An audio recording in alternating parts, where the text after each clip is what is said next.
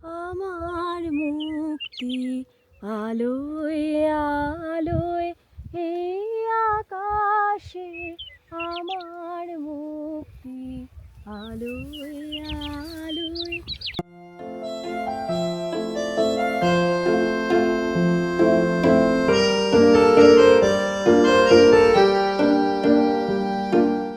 মানুষ চিরকালই সুদূরের পিয়াসী, সেটা ঊষর মরুভূমি হোক বা হিমালয়ের শিখর, কৃষ্ণবর্ণ অরণ্য জলা মশাল নিয়ে হোক অথবা নীল সমুদ্রের গভীরে অক্সিজেন নিয়ে। ছোটবেলা থেকে বেড়াতে আমি ভীষণ ভীষণ ভালোবাসি, তবে বলা বাহুল্য যে সময় ও সুযোগ কখনোই আমার সেভাবে হয়নি। যখনই কেউ জিজ্ঞাসা করতো, এই তোর সবচেয়ে বেশি কোথায় যেতে ভালো লাগে রে, পাহাড় নাকি সমুদ্র, কোনো ভাবনা চিন্তা না করেই এক কথায় বলতাম পাহাড়। আর আজ এখন যে পাহাড়ি গ্রামের রাস্তা দিয়ে আমি অজানার উদ্দেশ্যে হেঁটে চলেছি, তার সৌন্দর্য ব্যাখ্যা করার জন্য আশা করি এই ছোট ছোট কিছু ক্লিপিংস যথেষ্ট, কারণ ভাষা দিয়ে সব চিত্রের সৌন্দর্য ব্যাখ্যা করা সম্ভব নয়।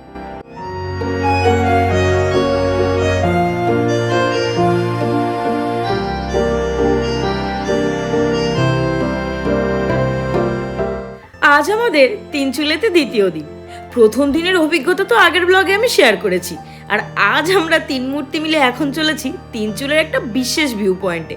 তবে সেখানে যাওয়ার আগে যে রাস্তা দিয়ে আমরা চলেছি সেটা কিন্তু আমাকে কম বেশি ছোটবেলায় পার্কে চড়ে স্লিপের কথা মনে করিয়ে দিচ্ছে। ও আর আজকের ব্লগটা শুধু কিন্তু তিনচুলে নিয়ে নয়, আমরা এখান থেকে আজকে রওনা দেব তোমাদের সবার খুব খুব খুব প্রিয় একটা জায়গায়। সবটা বলবো, শুধু সাথে থাকো আর দেখতে থাকো আমাদের আজকের তিনচুলে অভিযান। Good morning from Tinchuley. কালকে ভীষণ ঠান্ডা একটা রাত কাটানোর পর আজকে সকালে আমরা বেরিয়ে পড়েছি গুম্বাধারা ভিউ পয়েন্টের উদ্দেশ্যে। কিন্তু তার আগে তোমাদের একটা অদ্ভুত সুন্দর নৈসর্গিক দৃশ্য দেখাই।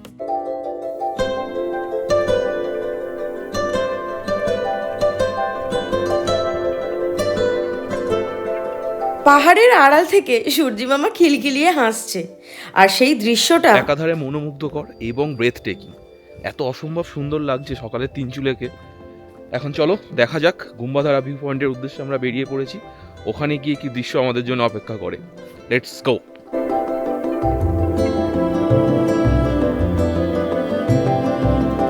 তিনচুলের গুম্বাধারা ভিউ পয়েন্ট যাওয়ার পথ এত ঢাল হবে আমি কোনোদিনও কল্পনা করতে পারিনি। মানে তিনচুলাতে আসার পরে এরকম প্রথম কোনো এত ঢালু রাস্তা পেলাম। জাস্ট দেখো কতটা ঢালু।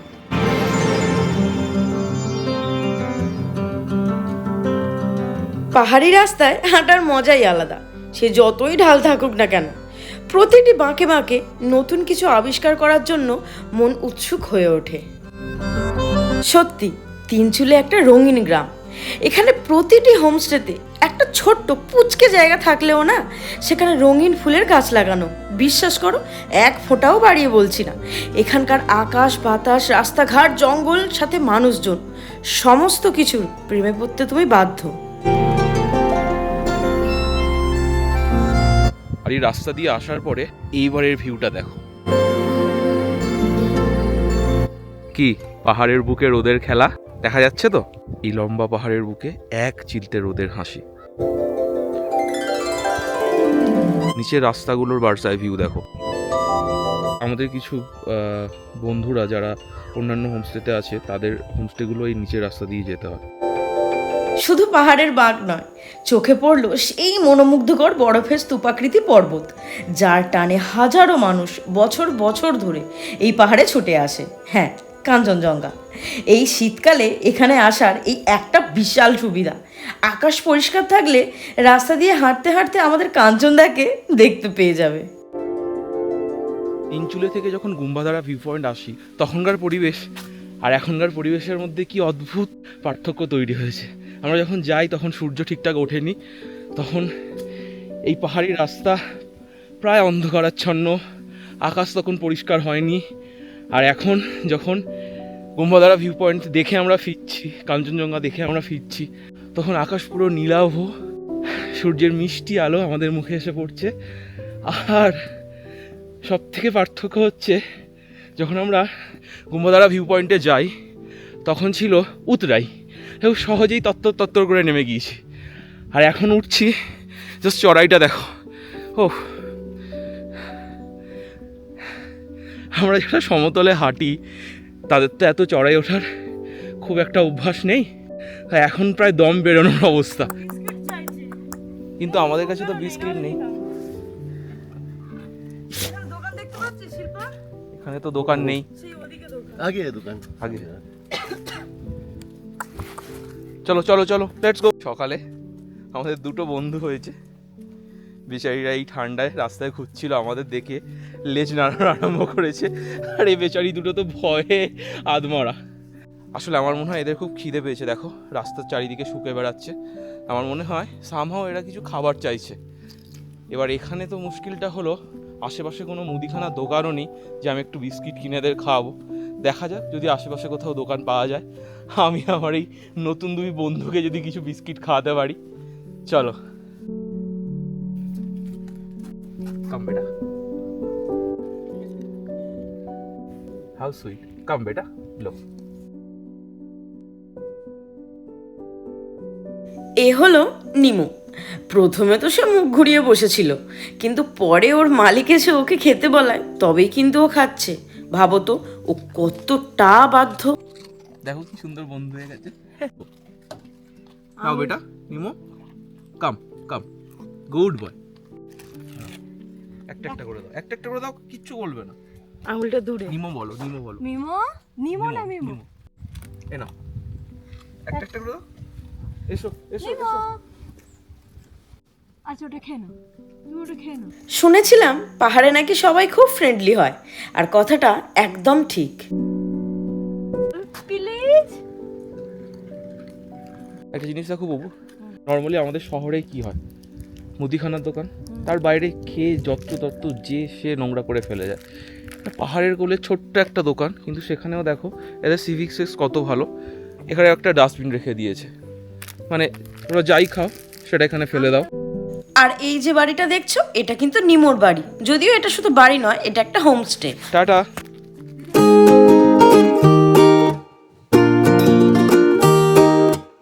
আমরা বোধহয় শেষবার এবারের মতো শর্মিলা হোমস্টের দিকে যাচ্ছি, কারণ এবার আমাদের চেক আউট করে বেরিয়ে পড়তে হবে লামাহাটার উদ্দেশ্যে। আর তারপর লামাহাটা দেখার পর আমরা ওখান থেকে চলে যাব দার্জিলিং। তো এখন আমাদের রেডি হওয়ার টাইম, চলো ব্যাকপ্যাক প্যাক করে আমরা বেরিয়ে পড়ি। যাওয়ার আগে আমাদের হোমস্টেটা আর আমার মাতা জননী এই রোদের মধ্যে কি সুন্দর সানবাদ নিচ্ছে দেখো। মা, পা কেমন আছে?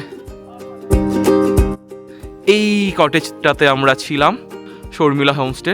এটা খুব সুন্দর একটা কটেজ, মানে যারা কাপেল আসবে বা নিউ ম্যারেড আসবে তারা একটু আলাদা থাকতে চাইলে এই কটেজে থাকতে পারো। কারণ দেখো এটা হলো শর্মিলা হোমস্টের মেন বিল্ডিং, আর এইটা ওদেরই প্রপার্টি, কিন্তু মেন বিল্ডিংয়ের থেকে অনেকটা দূরে। এবং কটেজটা তো আমি আগেই দেখিয়েছি, কি সুন্দর কোজি অ্যাম্বিয়েন্স, দারুণ, সব মিলে একটা দারুণ এক্সপিরিয়েন্স। আমার গাছ পাগল মা এখানে এসেও একটা নাম না জানা ফুল তুলেছে। মা বলছে এই ফুলটা নাকি বাড়িতে নিয়েই যাবে। এটাই হয় আর কি, ঢেকি স্বর্গে গেলেও ধান ভাঙে। মা পাহাড়ে এসেও ফুল গাছ খুঁজে বেড়াচ্ছে, কোন ফুল গাছ বাড়িতে গিয়ে লাগালে সেই ফুল গাছটা আমাদের ফুল দেবে। কি করছো? ওর গোড়ায় সাপ টাপ থাকতে পারে, হাত দিও না, হাত দিও না। পোকামাকড়ও থাকতে পারে। ওঠো ওঠো ওঠো ওঠো, হাঁটুতে লাগা তোমার, আস্তে আস্তে ওঠো। আরে ওরকম আনলিও না, আমার হাতে যদি কিছু লেগে যায় না। না, पूरा नाम क्या है दीदी? শর্মিলা কামো। शर्मिला। मीट शर्मिला दीदी, she is the beautiful owner of this very beautiful home stay. Hello दीदी। सो हम लोग का थोड़ा क्वेश्चन था, इधर टूरिस्ट का जो आने का सबसे अच्छा समय कौन सा होता है? तो मार्च से अक्टूबर तक होगा। मार्च से अक्टूबर। इधर जनवरी से पूरा ऑफ सीजन होता है। जनवरी 15 तारीख तक तो चलेगा टूरिस्ट। अच्छा। उसके बाद थोड़ा ज़्यादा ठंड हो जाएगा ना, हाँ। इसलिए थोड़ा बंद रखते हैं हम। अच्छा, मतलब ये हम लोग जाने के बाद क्या ये होम स्टे बंद होने वाला है कुछ जी, दिनों के लिए? कुछ दिनों के मतलब लिए। हम लोग लास्ट टूरिस्ट है। जी सर। अच्छा, तो बंद कितना दिन रहेगा? ये तो जनवरी फरवरी का 2-3 तारीख तक 2-3, रहेगा सर। उसके बाद खुल जाएगा पूरा? हो जाएगा सर। अच्छा।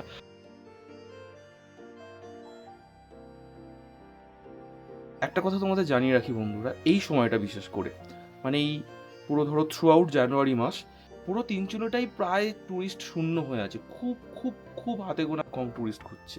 মানে আমি যেসব হোমস্টের মালিকদের সাথে কথা বলছি তারা সবাই বলছে যে এই সময়টা অফ সিজন এবং এনারা কিছুদিনের জন্য হোমস্টে বন্ধ করে দিচ্ছে। এই সুযোগটা কিন্তু তোমরা কাজে লাগাতে পারো। কী রকম? মানে দেখো, অনেকেই বাজেট ট্রাভেলার হয়, এই সময়টা যদি এদের সাথে রিচ আউট করো, বাজেট ট্রাভেলারদের জন্য একটা গোল্ডেন আওয়ার। মানে এই সময় তোমরা তিনচুলে শুধু না, আমার মনে হয় এর আশেপাশে যে দার্জিলিং জেলার যে ছোটো ছোটো অফবিট গ্রামগুলো আছে, মানে যেখানে হোমস্টের ব্যবসা হয়, সেই হোমস্টেগুলো টুরিস্ট শূন্য যেহেতু হয়ে থাকে, তো সেখানে তোমরা রিচ আউট করতে পারো আর একটু কম প্রাইসের বা রিজনেবল প্রাইসের জন্য একটু বার্গেনিং করতেই পারো। এবং সেখানে যদি তোমরা একটা ডিল ক্র্যাক করো, তাহলে হ্যাঁ, ঠান্ডা একটু লাগবে বটেই, ঠান্ডাটা একটা বড় বার্ডেন, কিন্তু 2-3 লেয়ার এক্সট্রা লেয়ার জামা কাপড় পরে নেবে। আর এই সময়টা ট্যুরিস্টও একদম কমে যায়, তো খুব সুন্দর করে গ্রামগুলো তোমরা এক্সপ্লোর করতে পারবে। কোথাও এলে ঠিক যতটা মনে আনন্দ হয়, ফিরে যেতে তার দ্বিগুণ কষ্ট হয়। যদিও পাহাড়ে আমরা এখনো প্রায় 3 দিন থাকছি, কিন্তু তবুও।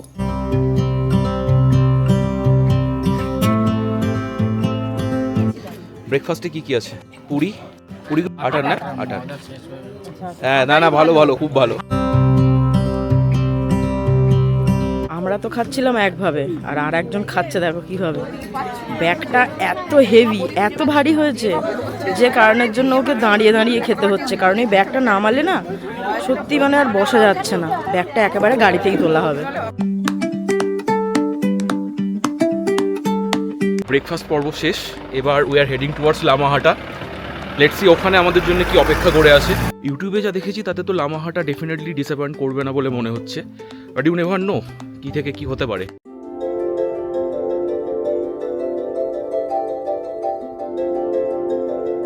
দৃশ্যটা বেশিক্ষণ উপভোগ করতে পারলাম না, কারণ আমাদের লামাহাটা যাওয়ার সফরসাথী চলে এসেছে।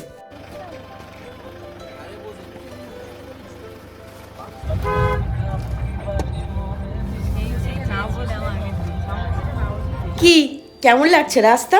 দারুণ না? প্রতিটি বাঁকে যেন রয়েছে নাম না জানা কত গপ্প, সারাক্ষণ নতুন কিছু আবিষ্কার করার চেষ্টা। এক বাঁকে দেখা মেলে গাছের ছায়া, তো অপর বাঁকে সূর্য মামার মিষ্টি হাসি। হে প্রকৃতি, সত্যিই তুমি মায়াময়, মনোমুগ্ধকর, তুমি অসামান্য, অমূল্য। আচ্ছা, তোমরাও তো এখন ভার্চুয়ালি আমাদের সাথে বেরু বেরু করছো, একটু দূরের দিকে তাকিয়ে দেখো তো ভালো করে, কিছু দেখতে পাচ্ছ কি? मैम जी, हाँ चारधाम और सांडोक से जो वो आपका वहाँ पर फेमस स्पॉट है वो दोनों। अच्छा, और वो शिव जी के बारे में क्या बोल रहे थे? वो चारधाम है आपका है चारधाम। ये मैंने कि आपका बड़ा स्टैचू है इसमें। बड़ा स्टैचू। हाँ जी। और ऊपर में वो बुद्धा का सबसे बड़ा बुद्ध का स्टैचू, statue। दोनों एक साथ फेस किया है ऐसा। अच्छा, इसका नाम लॉपचू है। क्या लॉपचू लॉपचू लॉपचू? इधर क्या भाई होम स्टे वगैरह है? इधर में है तो। अच्छा,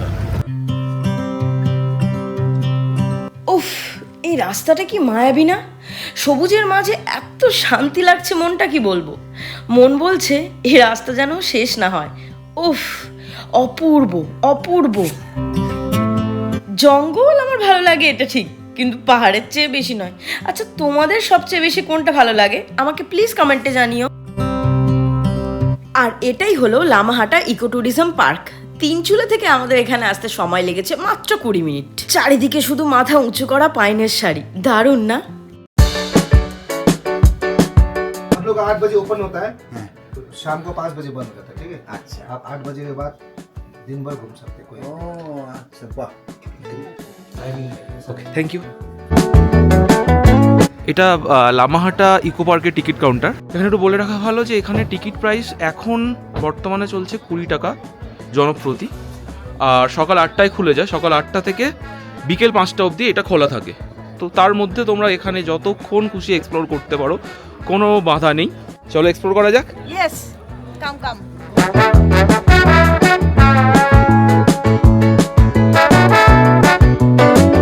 খালি চোখে না দেখতে পেলেও এখানে কিন্তু বাইনোকুলার দিয়েও কাঞ্চনজঙ্ঘা দেখা যায়। ফ্ল্যাগে লেখা ভাষা আমি না বুঝলেও সারি সারি সবুজের মাঝে হাওয়ায় যখন এগুলো উড়ছিল না, এত কালারফুল আর সুন্দর লাগছিল, কি বলবো।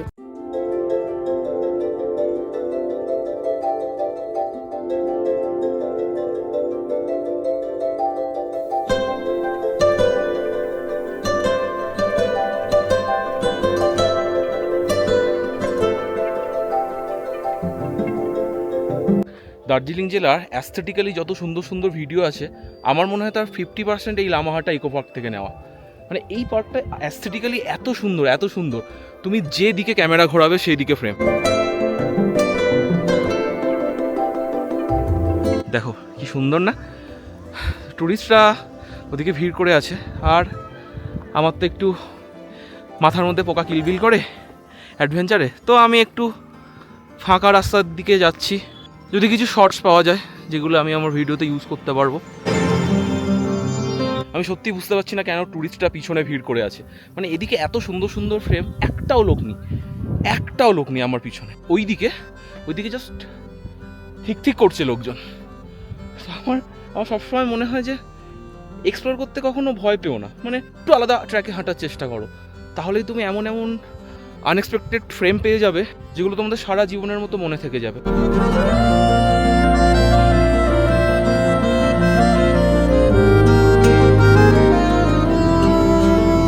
জানি না ভিডিওতে তোমাদের দেখে কেমন মনে হচ্ছে, কিন্তু বিশ্বাস করো এত চড়াই ছিল রাস্তাটা, কি বলবো। ভয় করছিল শুধু একটাই জিনিসে, কোনো মতে যদি গাছের শিকড়ে পা আটকে যায় না, তো ব্যাস গপ্প ওখানেই শেষ।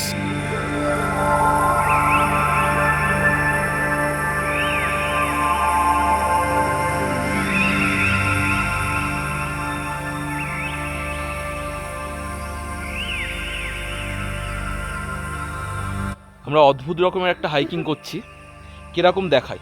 প্রথমে আমি নামছি, এই নামলাম, এবার দেখো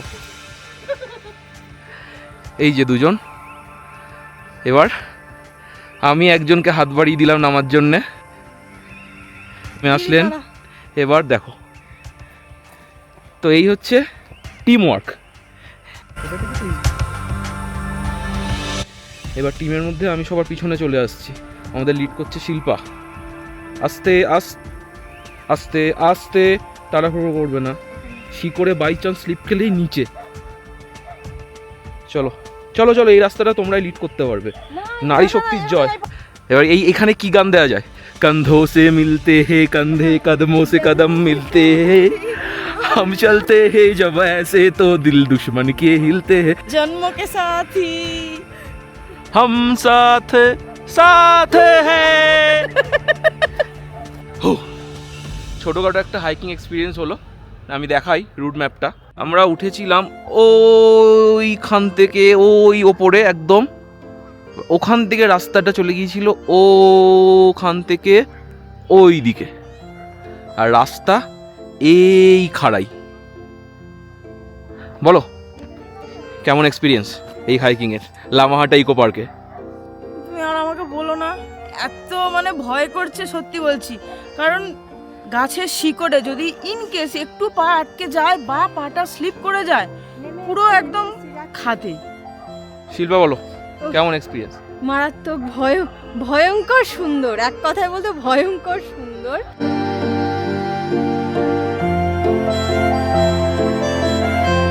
পেশকের মতো এখানেও তোমরা এমন ড্রেস পরে ছবি তুলতে পারো। তাছাড়া এখানে রয়েছে একটা ওয়াচ টাওয়ারও, আর হ্যাঁ এখানে কিন্তু দুটো বাথরুমও রয়েছে।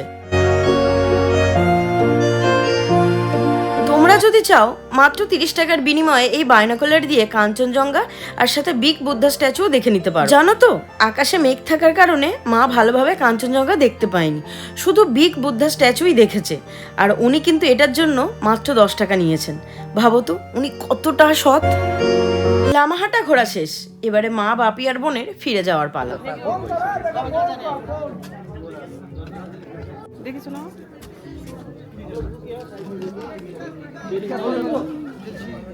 টাটা।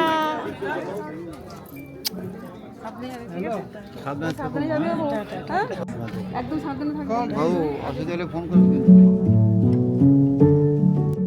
বাপি tata tata tata tata. Shilpa Shilpa সাবধানে যাবে। আমরা দুজনে সারাক্ষণ মা আর বাপির ছত্রছায়ায় থাকি, তাই সবাই বেরিয়ে যেতে মনে মনে খুব ভয় করছিল। ভয় লাগছে? হ্যাঁ, ভয় লাগছে? সবাই মিলে একসাথে ছিলাম, এখন সবাই চলে গেল, আমরা দুজনে আচ্ছা, পড়ে আছি। মন খারাপ হচ্ছে তাই তো? মন সত্যি খারাপ, মন খারাপ হচ্ছে, সবাই কিন্তু একসাথে একটু ছিলাম তো। কিন্তু অ্যাডভেঞ্চার ফিল হচ্ছে নাকি? মানে গাড়ি পেতেও পারি, নাও পেতে পারি, না পাওয়ার সম্ভাবনা বেশি, কারণ এরা বলছে আর কোনো শেয়ার গাড়ি আসবে না। তো এটা ভয়ের একটা- ব্যাপার। আর এটা মা বাবি কোনোদিন আমাকে একা স্টেশন অবধি যেতে দেয় না, যবে থেকে বিয়ে হয়েছে তবে থেকে। স্টেশনে অবধি মানে ট্রেনে অবধি বাপি আমাকে তুলে দিয়ে আসে, তোমাকেও ছাড়ে না এত দূরে, তুমিও ফার্স্ট টাইম একা, আমিও একা, একসাথে দুজনে। একদম লেটস সি আজকে আমাদের এই অ্যাডভেঞ্চারটা কমপ্লিট হয় কি না। চলো।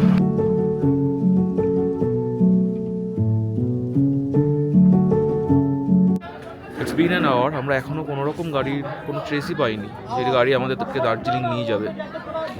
একটু একটু টেনশন হচ্ছে, সব থেকে বেশি টেনশন হচ্ছে বুবুর জন্য, কারণ বুবু একটু ভীতু, তো অল্পতেই প্যানিক করে ফেলে। Let's hope. It's been 2 hour now. বাবা মারা আমাদের ছেড়ে গিয়েছে অ্যারাউন্ড 11টা, এখন বাজে ঠিক 1টা। তো এখন আমরা কোনো গাড়ি পাচ্ছি না, শেয়ার গাড়ি হোক বা কোনো ট্যুরিস্ট গাড়ি যেখানে দুটো সিট ফাঁকা থাকবে, যারা আমাদেরকে দার্জিলিং বা বাতাসিয়া লুব অব্দি ছেড়ে দেবে। এবার আরেকটা অপশান হলো এখান থেকে জোড়বাংলো অব্দি কোনো রকমে যাওয়া। যদি আমরা যেতে পারি দেন ওখান থেকে আমরা দার্জিলিং যাওয়ার ডিরেক্ট গাড়ি পেয়ে যাবো। এবার জোড়বাংলো এখান থেকে 15 কিলোমিটার, আর দার্জিলিংয়ে যেখানে আমরা থাকবো ওটা এখান থেকে অ্যারাউন্ড 21-22 কিলোমিটার। কিন্তু সব থেকে বড় মুশকিলটা হচ্ছে একটা অফ সিজন, তার ওপরে রোববার, মানে গোদের ওপর বিষ পড়া টাইপের। তো গাড়ি পাওয়ার সম্ভাবনা তো একেবারেই প্রায় জিরো বলা চলে। আর স্টিল আমরা সিভিক পুলিশ যারা রয়েছেন অনেকক্ষণ থেকেই চেষ্টা করছেন, কিন্তু কোনো গাড়ি সেভাবে পাওয়া যাচ্ছে না। রাইট আমরা তাও আমাদের ভাগ্যের ওপরে ভরসা করে দাঁড়িয়ে আছি এখানে, যদি একটা কিছু পাওয়া যায়। কারণ আজকে যদি গাড়ি না পাওয়া যায় দার্জিলিং যাওয়ার, আমরা তো খুব বাজে ফেসে গেছি। না ওদিকে যেতে পারবো আর না এদিকে। তরতরিয়ে এগিয়ে চলল ঘড়ির কাঁটা। আদৌ কি আমরা দার্জিলিং পৌঁছাতে পারবো? ধীরে ধীরে বাড়তে থাকলো টেনশনের পারদ। তারপর কি হলো জানতে চোখ রাখো আমার ব্লগে। আর আমার ভিডিও তোমাদের কেমন লাগছে সেটা ভালো মন্দ যেমনই হোক প্লিজ প্লিজ আমাকে কমেন্টে জানিও। আজ তাহলে আমি আসি, সবাই খুব খুব খুব ভালো আর সুস্থ থাকো। টাটা।